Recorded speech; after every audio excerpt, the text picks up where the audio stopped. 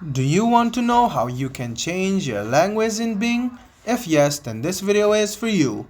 Hello and welcome to AI Basics. It's your host back again with yet another interesting tutorial video. In this video, I'm going to teach you how you can change your language in Bing AI. Go ahead and open Bing, which is on your phone. Now, to change your language, go ahead and click on the profile, which is on the top left hand corner of your screen. Now, click on Settings and go to Region and Language. You can see the display language. Go ahead and click display language and you can change the language to whichever language you want. You can see that the language has been changed. Let me show it to you once again how you can change it back.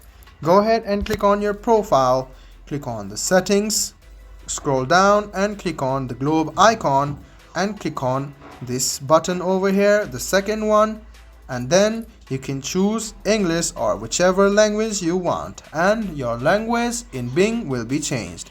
I hope this video about how you can change your language in Bing was helpful for you. If you still have any kind of confusion, please do mention us on the comment section down below.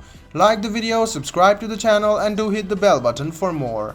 Hope to see you in the next video as well. Until then, goodbye, take care and make sure you enjoy.